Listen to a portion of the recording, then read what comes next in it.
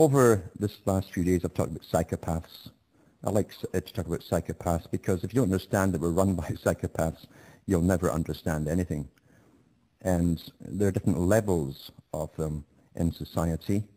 They're recruited into different authority positions because they'll do whatever they're told by those who pay them very well. And they also have a form of creative psychopath, the more intelligent ones who work behind the scenes and really run the world. Not the politicians. The politicians are really closer to actors, and they're definitely psychopathic because they'll do whatever they're told to do and pass whatever laws they're told to pass. But obviously, when you see the shenanigans they get up to, you know they're not running the world. You know they can't do that.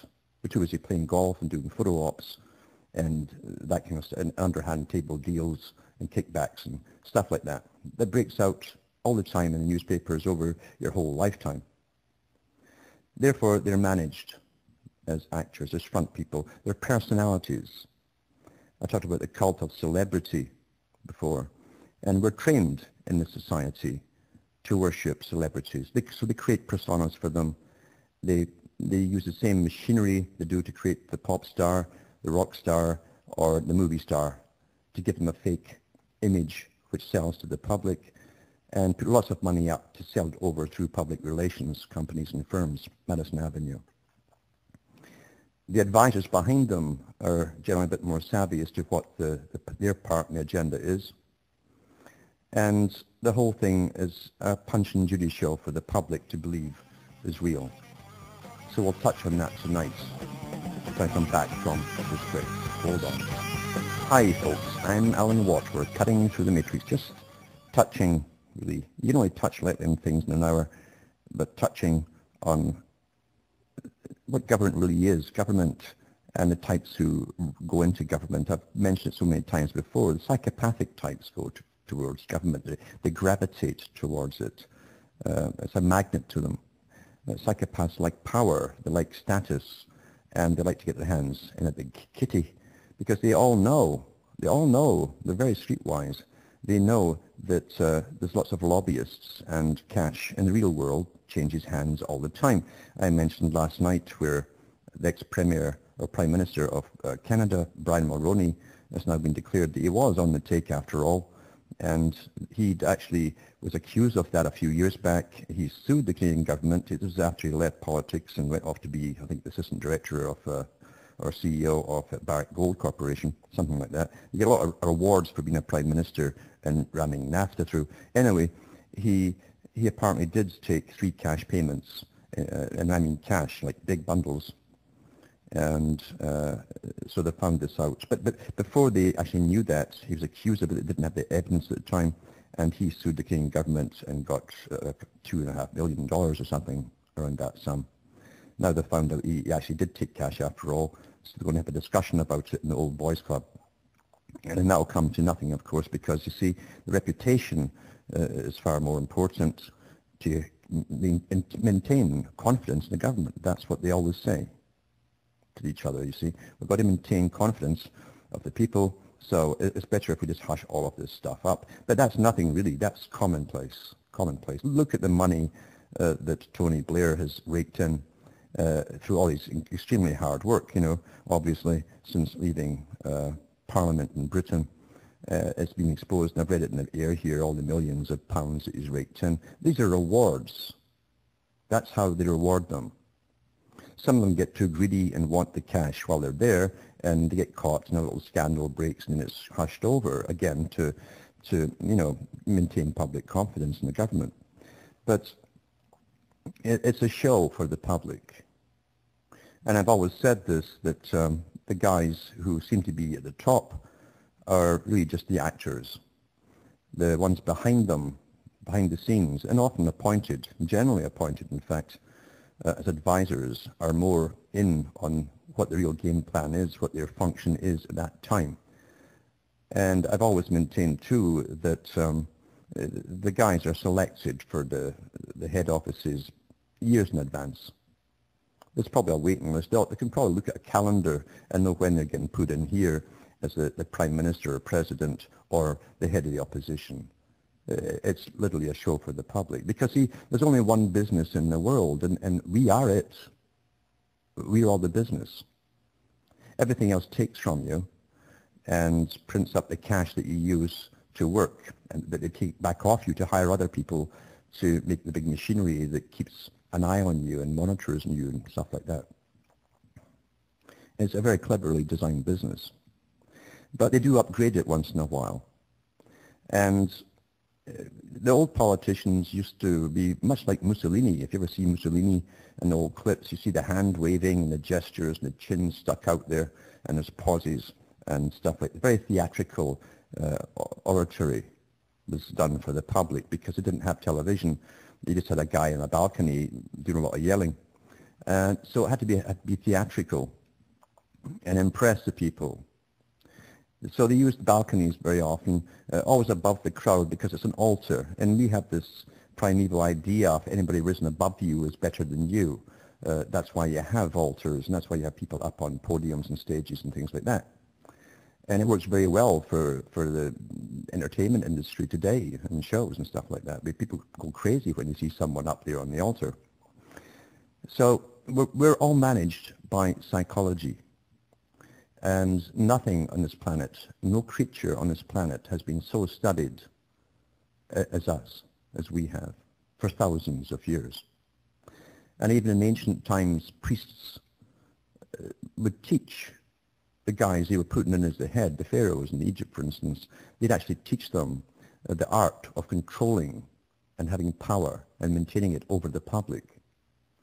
And the pharaohs had to pass that knowledge on to their sons as well. Their techniques, and so this knowledge is known, is kept, and I'm certain it's been kept in archives down through the centuries, in fact. And there are archives that the public are not allowed to even know exist. And professors have told me about this too, from different countries, that there's archives. And maybe one professor in 80 or 90 ever gets permission to enter one. Where the real information is. Now, what is real power on the planet? You'll think, well, nuclear energy, this, that. No, the power is the understanding of human nature. You look at psychology today and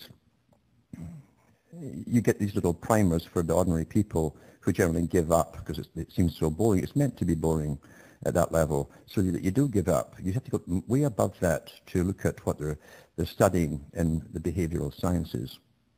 There are ongoing tests done all the time in every country, and repeated over and over to make sure they're right, they've got their facts right. Sometimes they don't have to know even why it works, a technique of modifying behavior in vast amounts of people. They've got lots and lots of theories, but as long as it works, that's the main thing. And they have all these techniques to alter us, change our ways, our opinions that we're seldom ever aware of. Most people never know it's happening to them. And that ties in with even what Aldous Huxley said in his Brave New World Revisited lectures that he gave around some of the top universities on the planet. Well, he said that he didn't see any reason why a scientific dictatorship couldn't last forever. It would have no opposition. It would never be overthrown. And people immediately thought of, oh, they'll have weaponry. Well, yeah, they'll have weaponry and all that kind of stuff, absolutely. Stuff that you'll never even hear of till they use it, if they have to. But he was talking primarily about the understanding of human nature. In other words, they already had it perfected, the techniques of perfection, of manipulation of the minds of everyone, whole cultures, whole nations, whole parts of the globe. And they'd already tried it out and altered the behavior of people without their knowledge. So if you don't know that you're being altered psychologically, if you don't know that your opinions are being manufactured for you by experts and put over through various means of media and entertainment, then you have nothing to rebel against. You don't know how to rebel, in fact, because you think that you've come to these conclusions by yourself, these changes, and even maybe modified your own behavior and your impressions. on things, and even how you talk to other people, and how you now see things differently in certain topics. And it's all done from people at the top, behind the scenes, who make sure that via the media, and television especially is very important, and by using what you think of as celebrities, very important people, VIPs, you will adapt to what they're saying. You're trained to follow the experts and celebrities. But why do you think they pick celebrities for political purposes? Why not pick your plumber or your carpenter or even your street cleaner if you have one? Because they would have no more and be no more of an expert in politics than anyone else. It's because the public are already trained to adore them and worship them and maybe even admire them. And therefore they emulate them, because peer pressure is part of it. If they can influence those around you first, then they will in turn turn on you until you share the same opinions, or they won't accept you in company. The first thing they do is create what they call cognitive dissonance. It's an interesting term because it's so easy to say if you don't stammer over it. And even Wikipedia's got a little bit of it. Again, it's kind of sixth grade level. I'll mention sixth grade later because there's a congressman in the US who wants us to be trained through the media on global warming at a sixth grade level. He said because that's how we think and speak amongst ourselves at the bottom. And it says here, it's an uncomfortable feeling caused by holding two contradictory ideas simultaneously. Orwell touched on that. He called it kind of double think in a different manner, though. You see, this ties in with altering your opinions on things. This is the most studied part of social psychology for those who want to manipulate massive groups of people or use it through marketing to alter your behavior or make you purchase or whatever. And in other words, they know that cognitive dissonance is an uncomfortable feeling caused by holding two contradictory ideas simultaneously. Therefore, you see, prior to that, you had one idea that you were comfortable with, and that's the whole problem. You were comfortable with it. If you thought, for instance, well, this is my country, and this is how I see my country, and I'm happy with it. It seems orderly. The people they know how to get along with each other. They're sociable towards each other. They know the rules. Well, if you are worked on by those in control, they will bring out things about your culture by using specific incidents, generally of a nasty nature, that happen once in a while in your culture, blow it out of proportion through massive campaigns, and often through talk show hosts on television. But the ones that love to worship, that gives them free presents all the time. You know the type I mean? And then they guide you into a new idea, and you end up with cognitive dissonance towards change. Back with more after this break. Hi, folks. I'm Alan Watt. We're cutting through the matrix, going through some of the techniques that control society, the scientific sort of dictatorship that Aldous Huxley touched upon. He didn't go into too much detail as to their techniques, but he was well aware of them because they were perfectly understood in his day, and long before him too, by a particular class. And knowledge is power, therefore they didn't share it with the public, especially the victims. After all, they don't want you to be wary. They want you to modify your behavior to suit them better for the world that they plan to bring in. And television, as I say, is the greatest thing that was ever invented. I mean, it became a mandate in Britain that everyone must get a television set, and they're pushing that back as early, I think, as the 50s, 1950s. Other countries followed suit, and even China made it a mandate that everyone must have a TV. And well, why would government care if you're having fun or getting entertainment? Well, it's not entertainment, no. It's the most important brainwashing tool there is. Because if someone in authority, you see, says something to you, especially if you're taught through PR, public relations, like acting, something very important, you'll tend to believe them. Or someone is presented as an expert on something, you tend to believe them. You're trained that way from a very young age by the system itself. And your parents don't know to warn you, so you're wide open to it. And we tend to be born into the system that's already changed from the last stage of the last system, and we think it's normal. No one tells you that everything that you're thinking today or doing or even in morality is completely different than it was a few years back. So you take to it like a duck to water, and your peer group do as well, and you're accepted by a peer group.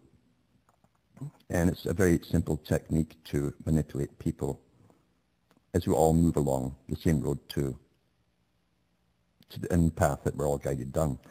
I think Jacques Ellul touched on that in one of his books as well. He's very good. It's really obsessionally going over the minutest detail of certain techniques of control and law and how we're trained to see law. And I mean trained to see it by those who own your country. And he mentioned inconsistencies, of course, if you stopped and thought about things for yourself, which very few folk do, and showed you some of the fallacies of government in itself and the law system. As I've said before, we take everything for granted. We're born into a system. It's natural. It's here. It has to be natural because it's simply here, and that's as far as we think about it. And if you're robbed on the street with a guy who's got a gun, it's called robbery, and you'll call it. You'll see you've been mugged, and you're trained that a guy with a certain uniform on and a gun can stop your car and maybe even confiscate it from you. Then that's the law. Or if someone says, you got to give us protection money or we burn down your store, that's the racket, you see. That's an extortion racket for protection, the protection racket. Or if government comes along and says, we want X amount of taxes from you for occupying this space. All you do really is have 4 walls containing air. I mean, that's the space, and they measure it and all that, and then they tax you on it. And you pay it up because it's called taxes, and it's called legal. But it's really the same thing, isn't it? And I think there's even a video out there about the biggest gang, and it was about the police force in the USA. So things really come down in the world to gangs, and those who profit most of the system by having their gang, and powerful gangs. The most powerful get the most profits. And that's how the world really does work. But however, even, say, a mafia, for instance, needs enough victims in an area. That's why they would divide up cities amongst themselves. They used to fight each other, the gang mobs, for their territory. Because what they really meant was, how many millions of people are in this city? We want to control access to all these people. They're ours. They're their victims, in other words. That's what they lived off of. We didn't call them government, we called them mobs. And the whole idea was based on protection. And that's what government is used on through the ages for. We have to protect you from those guys over there. Same thing, you see. But it's all in how you're trained to see things. But when they want to change your behavior to make you more compliant, or even more subservient, or to put out more effort so that they can collect more from you, because you see, they take the money from you through taxations and different means in governments. You're the only producer there is. And they use it to hire other workers to make things for them, or to work for them, including the police, to maintain their power over you and to monitor you through the equipment which you purchase so that they know what you're up to every minute of the day and what your mail's all about and what you watch and what you do. And they even do studies on you personally. They have, I've given you the article before where the Pentagon has an identical you in a virtual reality, and it's updated daily according to what you do to find out the patterns of your behavior so that you're predictable. But let's get back to cognitive dissonance. Now, remember the first part it said is that it really is an uncomfortable feeling. And then it goes on to experience guilt or anger, frustration or embarrassment. And I'll tell you how to use that after this break. Hi folks, I'm Alan Watt. We're cutting through the matrix, talking about techniques which are used in us all the time, daily. They're used in school, they're used on television, radio, they're used on magazines, newspapers, and it's meant to alter your behavior along predetermined paths. And most folk all alter pretty well at the same time.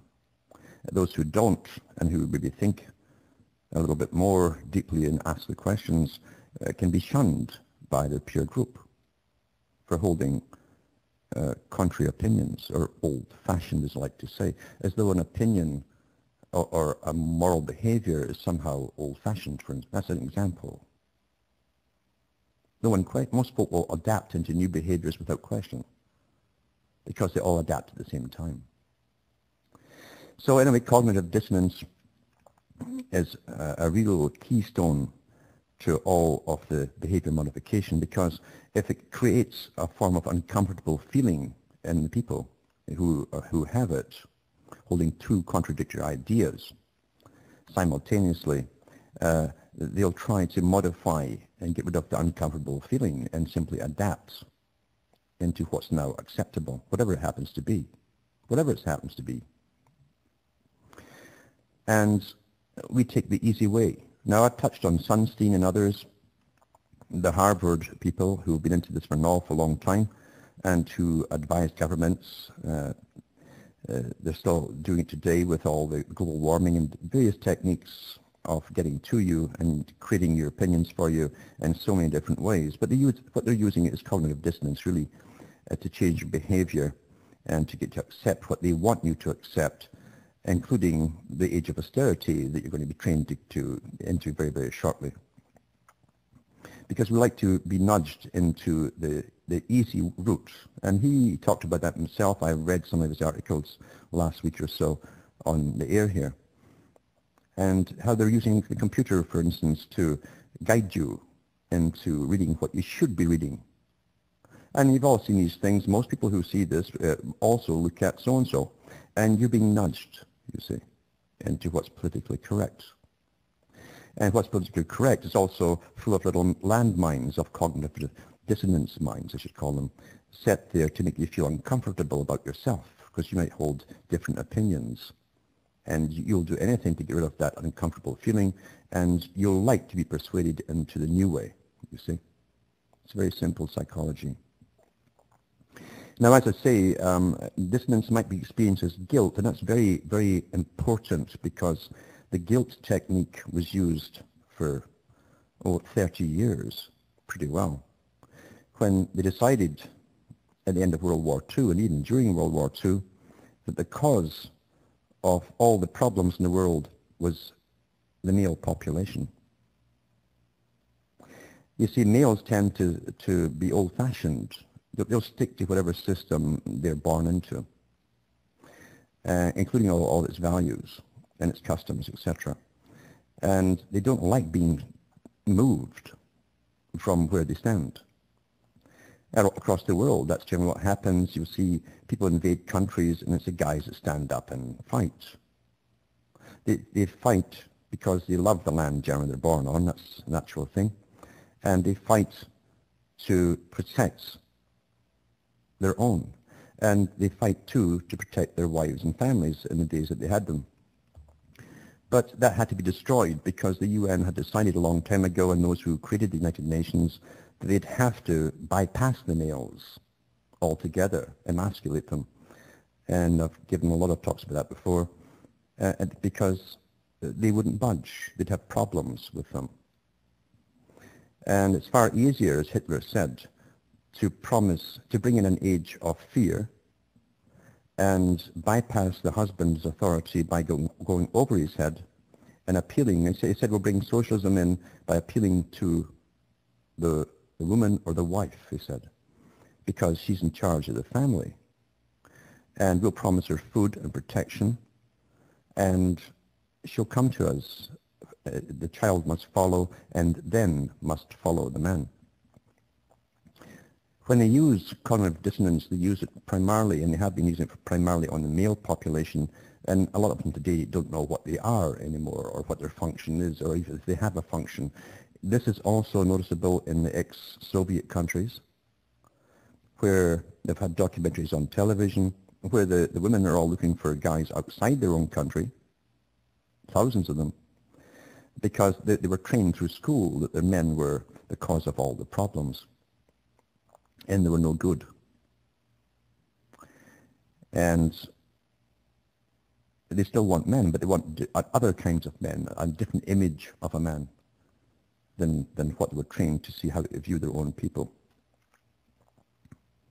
So you can look at the state of the world today. Now, in the Western world, they also started in the 70s to plan and finance using tax money single-parent families, because they said that will be the way of the future. And architects were trained then to start designing single-parent families. You know, a woman and maybe one or two children. And that's what they were designed for. Before they even had it all, the whole family system wrecked. They knew they were going to wreck it or remake it, and now we have, as I say, Mark 4 or 5 family today. This was all planned by world planners. And they knew by the time they'd finished it all, the men would become subservient, because they actually say that in their own writings, that the men will also be changed by their significant others. So if they do have a mate, or if they want one, they'd have to be subservient to the new feminist view. And that has been awfully successful as well. And therefore, once you get a country to that stage, anything can be done with that country, because no one will stand up for anything. There'd be no values left for you to stand up for. And government would be the one that even the single mothers would demand more and more from. They were the new father. The governments became the new fathers. I've seen it even in Canada, from going from a stage of should the taxpayers fund child care for other women who are single. And it went from that in no time to it was enforced, just ran through. And a couple of years later, there was a child care strike, and the women were in the streets with placards demanding the government do something, as they would at one time have demanded that their husbands would have done something if they were short of work or something like that. So everyone gets changed, and it doesn't seem to have an impact as long as they all change together. And then, of course, you have reinforcements that are added to that as well along the way. Once you've picked your topic of blame, because you give blame, you direct the blame, you see, and you reinforce it with lots of talk shows from, in the US they had Donahue. People never realized that within an hour people could watch a show on whatever topic they picked, and within the end of an hour their opinions have been completely reversed through emotive techniques and staged events and planned. Every question, every answer was planned. At the end of the show, the longest part of the show was all the tributes at the end to all the different participants and multi-producers that they had in specialized departments that had pre-worked all this show out in advance to leave you with either a tear in your eye at the end or very, very angry about something that had happened. Marketing techniques perfected with the use of behaviorists and psychology. And as I say today, there's nothing much to stand in its way, because now they want to also bring down the populations, and they're getting to be successful with that. They want us to really, like George Orwell's Animal Farm, work for nothing eventually. That is a goal, that you'll work for the state. And you'll be proud to work for the state. After a period of so-called austerity, I'm sure they'll keep money around in some form for a while, but eventually you're going to a stage of rationing. And since we've already accepted the fact you're given your social insurance number, your SIN number, they love these little terms and they pick them very well, they can do the same thing and give you a ration card at birth, and you'll get your state rations for everything that you will need as you go through life and work for the state or the world system. Remember the articles I've read in the past to do with the Royal Institute of International Affairs. I've read stuff recently from them, in fact, and they still have never changed their mandate that eventually people will work for the state. That will be your purpose, is working for the state. That also implies there will be a hierarchy who will live better than you because they can't live in the state of your state or the state you'll be in, believe you me. And we also accept that as human beings, as part of our nature, that the leaders somehow should live better than you. And we're being trained along that road right now. The United Nations Department of Agriculture said years ago that they would bring in a stage of rationing of food across the world, and that all the world's food supply would go through them. They would then issue it to the different regions they'd set up, and that would encourage those member states to reduce their population. How they did it was their own problem. And they will use the same techniques they've used for China of social approval and disapproval. And yes, every culture, every people can be made to behave in the same way. With these techniques, they work very, very well. And mobs will gather, and mobs will be angry, and they will say you're taking food out of their mouths by having an extra child, and you will drag off the women to the abortion clinics. Don't think for an instant it can't be done to you.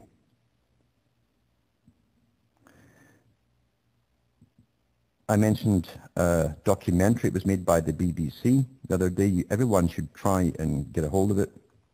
It's called Star Suckers. And it's about the cult of celebrities and how they use celebrities to guide us.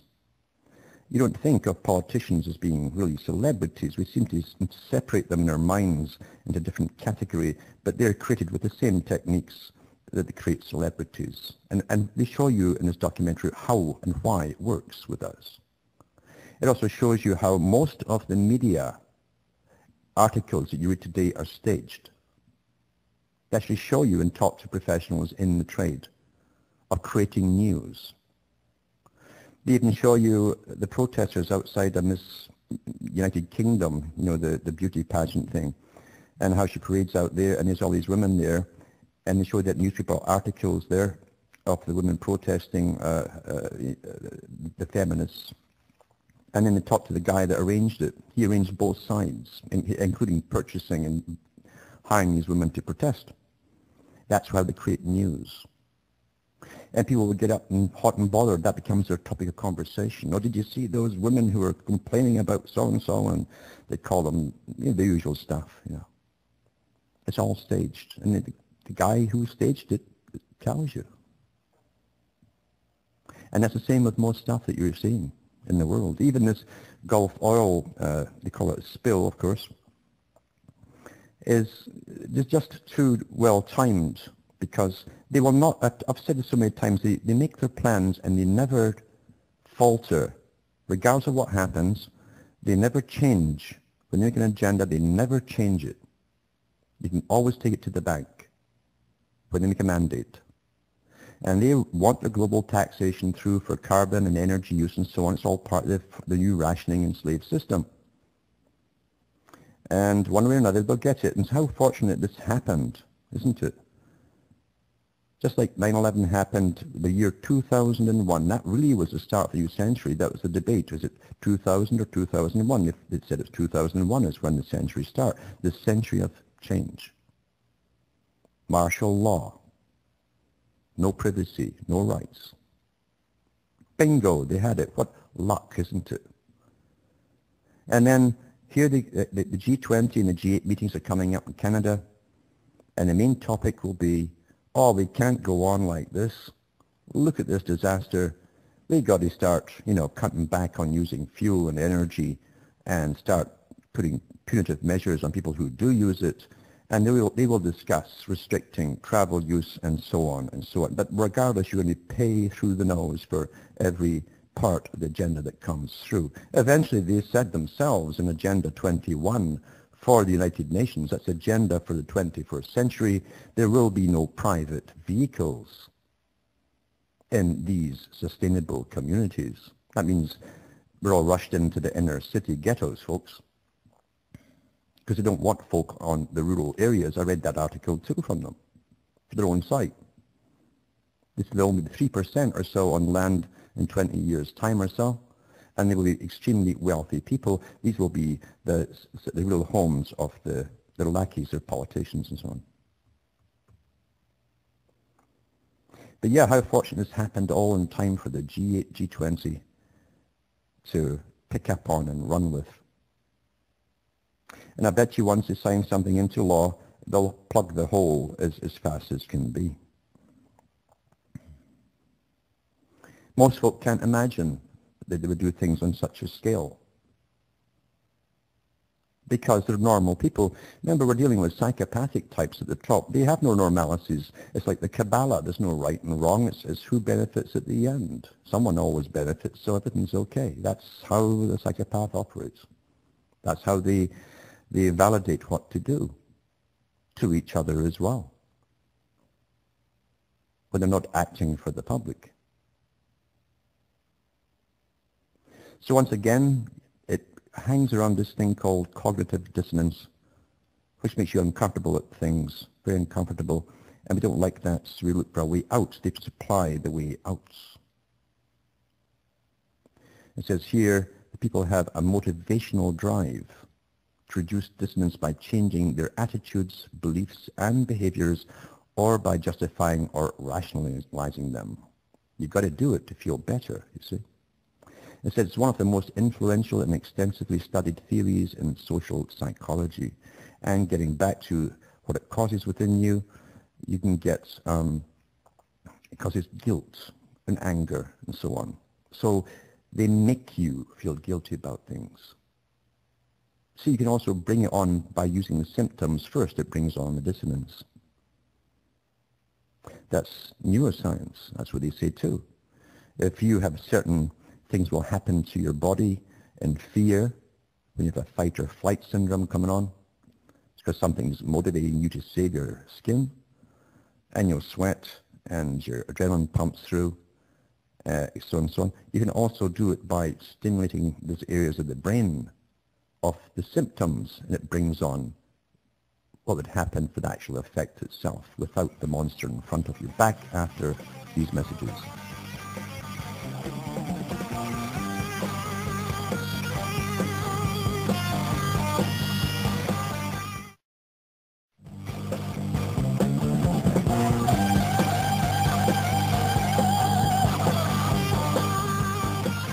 Hi folks, I am Alan Watt. We're cutting through the matrix, just touching, I can only scratch on the surface really in an hour, how techniques are used, and even just one technique really tonight, and how it's used on you to change your behavior, and it's used in your children too, as they're programmed for the society which they will grow up in, because it's designed already, you see, and they will fit into it with as little discomfort as possible, because they also will try and get rid of their cognitive dissonance according to what they remember how things are, or how good they felt about this. Now they don't feel good about that anymore, so they want to be this way.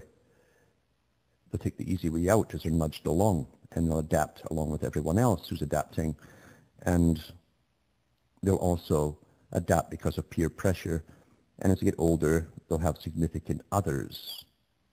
The significant other generally is a mate, and that's why they go for certain genders who are more easily influenced. They've had more work done on them. In fact, an awful lot more work done on them, and that will then influence them. Significant others is very, very important to make someone else often subservient, and that's what's happened in the world.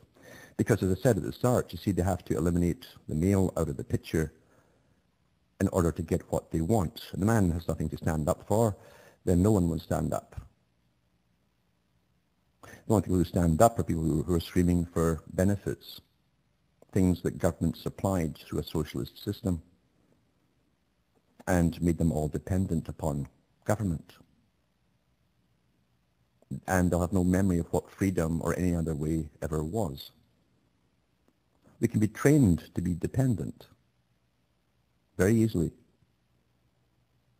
Unfortunately, it's happened. People run to governments for answers to big problems without realizing that generally the government created the problem in the first place. So we're nudged along, as I say, because we don't like pain, we don't like to have uncomfortable feelings, we don't like being uncomfortable ourselves holding two different opinions, and then we all like to belong. And this is used on all of us by masters who have a different agenda, a different goal, and a different destination than you think that you have with all of this. It's all pre-planned. Masters run the world. Masters of all of this run the world. That, again, is what Aldous Huxley was referring to. He knew in his day that this is a system they'd bring in. He also corresponded with George Orwell about the kind of systems it would be in, and Orwell was pretty sure they'd use heavy authority before the final phase, and actually there'd been overlap of the use of both of them until we're trained very, very well, perfectly, to do simply as we're told. It's not difficult to do, because you use social approval, social disapproval, and the mob. All those around you can be made to turn on you if you held on to a previous belief, idea, or try to keep an old way of life. You make them uncomfortable because of your conflicting opinion, the one that conflicts with theirs. From Hamish, myself, from Ontario, Canada, it's good night. May your God or your gods go with you.